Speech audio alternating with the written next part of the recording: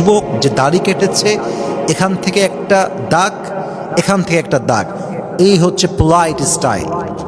বলেন তো, যার দাড়ি কাটিংটা এরকম, কেউ তাকে ভদ্র বলবে?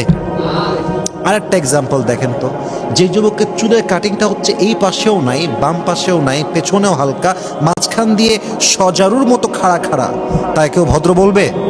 কিন্তু একজন যুবক যার দাড়িটা চাপ দাড়ি, যার চুলের কাটিংটা মার্জিত, 5 ওয়াক্ত নামাজ মসজিদে গিয়ে পড়ে, ড্রেসগুলো টিকটকার ড্রেস নয়, ড্রেসগুলো কেমন যেন রকি ভাইয়ের মতো ড্রেস নয়, ড্রেসগুলো রকস্টারদের মতো নয়, গায়কদের মতো নয়, নায়কদের মতো নয়, ড্রেসগুলো মার্জিত, পাঞ্জাবি পরে, টি শার্ট পরলেও ইসলামিক ভাইবের টি শার্ট পরে, নবীর সুন্নাহকে মানা ট্রাই করে পোশাকের ক্ষেত্রে, প্রত্যেকটা সেক্টরে সে নবীর সুন্নাহকে মানে।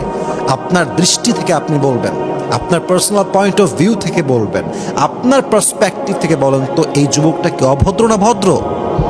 ভদ্র। Definitely he is dissent, because he is trying his best to follow the sunnah of last messenger Muhammad sallallahu alaihi wasallam। আর যে নবীর সুন্নাহ মানে, যে নবীর আদর্শ দিয়ে জীবনকে চালায়, আমার বিশ্বাস, আপনার বিশ্বাস, কখনো সেই যুবকটা অভদ্র হতে পারে না। ঠিক কিনা বলেন?